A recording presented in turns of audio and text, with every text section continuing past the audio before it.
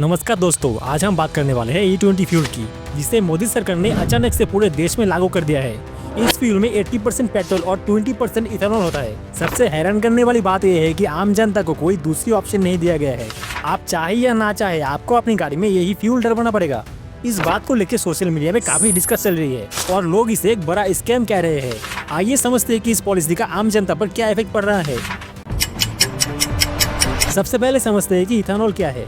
ये वही अल्कोहल है जो शराब में होती है, लेकिन इसे बायोफ्यूल के तौर पे भी इस्तेमाल किया जाता है।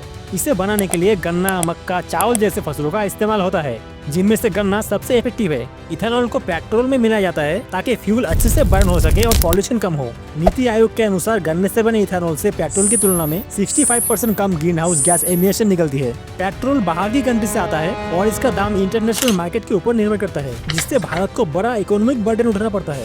इथेनॉल देश में ही बनते हैं, इसलिए इसे इम्पोर्ट पर निर्भरता कम करने के लिए एक अच्छा ऑल्टरनेटिव माना जाता है। भारत में इथेनॉल ब्रांडिंग 2003 से चल रही है, लेकिन 2014 तक ये केवल 1.5% थी। 2014 में सरकार बदलने के बाद इसे बढ़ाकर 10% कर दिया गया था और फिर 2018 में ये टारगेट सेट किया गया कि 2030 तक इसे बढ़ाकर 20% कर दिया जाएगा। लेकिन बाद में इस टारगेट को बदलकर 2025 तक कर दिया गया और अब इसे पूरे देश में लागू कर दिया गया है। India has introduced E20 petrol, adding 20% ethanol nationwide 5 years ahead of the schedule. जैसे ही E20 फ्यूल लागू हुआ, लोगों को तुरंत इसका असर महसूस हुआ। सबसे बड़ी शिकायत गाड़ियों के माइलेज गिरने की आई। कई लोगों का ये कहना है कि उनकी गाड़ियों का माइलेज 12 किलोमीटर पर लीटर से घटकर 9 किलोमीटर तक आ गई है। हमारी देश की सरकार आपने बहुत अच्छे काम कर लिए, लेकिन इस चीज के लिए मैं आपको कभी भी माफ नहीं करूंगा। अभी 3,500 रुपए का कल मैंने तेल भरवाया था, लिटरली आधा हो चुका है। मेरी गाड़ी की माइलेज पहले 12 की थी, वो कम होकर 9.5 की माइलेज हो गई है। सोशल मीडिया पर कई गाड़ी के मालिक ये भी बता रहे हैं कि उनकी गाड़ियों के पार्ट्स खराब हो रहे हैं। स्टार्ट होना बंद हो गई। क्यों? क्योंकि जो कार्बोरेटर के अंदर जो नीडल है ना, वो फूल गई है। किसकी वजह से?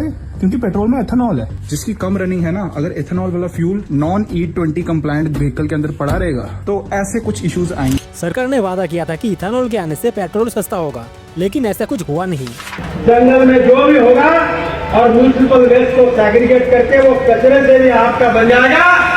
पेट्रोल डीजल के भाव कम हो जाएंगे और 50 रुपए लीटर में डीजल मिल जाएगा और 55 रुपए लीटर में पेट्रोल का अल्टरनेटिव आ जाएगा। ये बोला गया था सरकार के द्वारा कि जब इथेनॉल ब्लेंडेड पेट्रोल आएगा तो पेट्रोल की कीमतें भी गिरेंगी, जो हमने अभी तक तो देखा नहीं है। टेक्निकली इथेनॉल में पानी को आकर्षित करने की कैपेसिटी होती है, जिससे फ्यूल टैंक में जंग लग सकता है।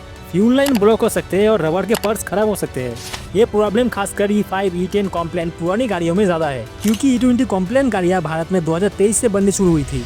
इथेनॉल पेट्रोल से लगभग 30% कम एनर्जी देता है, जिसका सीधा असर माइलेज पर पड़ता है। नीति आयोग का कहना है कि नई E20 गाड़ियों के माइलेज 1 से 2% और पुरानी गाड़ी की 7% तक कम होती है, लेकिन रियलिटी में गिरावट काफी ज्यादा है। एक सर्वे के अनुसार 2/3 गाड़ी मालिकों ने माइलेज कम होने की बात कही है और 44% ने कहा है कि माइलेज 10% से भी ज्यादा गिर गई है। जैसे कि इस व्यक्ति का कहना है कि E20 फ्यूल इस्तेमाल करने से इसकी गाड़ी का माइलेज 10 किलोमीटर से घटकर 6 किलोमीटर तक आ गई है। पिछले 6 महीने में इसने एक बार भी 8 के नीचे माइलेज नहीं दिया। अभी मैं आप एक बार इधर करिए, जो माइलेज देखिए 6.3। The reason is E20 petrol. जब पेट्रोल के दाम कम नहीं हुए और माइलेज कम हो गई, तो फ्यूल पर मंथली एक्सपेंसेस 40% तक ज्यादा हो गया है। सरकार अक्सर ब्राजील का एग्जांपल देती है, जहां E27 फ्यूल इस्तेमाल होता है, लेकिन वहाँ ये ट्रांजिशन 1970 के दशक से धीरे धीरे हुआ।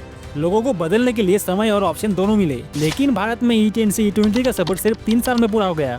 सरकार कहती है कि पुरानी गाड़ी के कुछ पार्ट्स बदलकर उन्हें E20 कॉम्प्लायंट बना जा सकता है, लेकिन इन पार्ट्स के कॉस्ट काफी ज्यादा है, जो आम आदमी के पहुंच से बाहर है। इसके अलावा गाड़ी की वारंटी को लेकर भी भ्रम है। कई कंपनी के मैनुअल में E10 से ज्यादा इथेनॉल इस्तेमाल पर वारंटी खत्म होने की बात कही गई है और इंश्योरेंस कंपनियां भी अक्सर फ्यूल से हुए नुकसान को कवर नहीं करती, जिससे सारा नुकसान कस्टमर को उठाना पड़ता है। सरकार का कहना है कि E20 फ्यूल के 3 बड़े फायदे हैं, जैसे 30% कम कार्बन एमिशन, क्रूड ऑयल की इस्तेमाल पे भारी बचत और किसानों की आय वृद्धि। लेकिन असली सवाल यह है कि क्या इन फायदों का लाभ आम जनता को भी मिल रही है, या सिर्फ सरकारी और इंडस्ट्रियल ग्रुप को? लोगों को सस्ता पेट्रोल ऑप्शन और बदलने के लिए पर्याप्त समय देने जैसी बुनियादी बातों को नजरअंदाज किया गया। नितिन गडकरी की परिवार की इथेनॉल कंपनियों को भी फायदा होने जैसी बातें भी संदेह पैदा करती है। अंत में ये कहा जा सकता है कि E20 फ्यूल की पॉलिसी टेक्निकली अच्छी हो सकती थी, लेकिन इसके लागू करने का तरीका, इसकी प्लानिंग और लोगों को बिना कोई ऑप्शन दिए फैसला तो अपना सही नहीं था।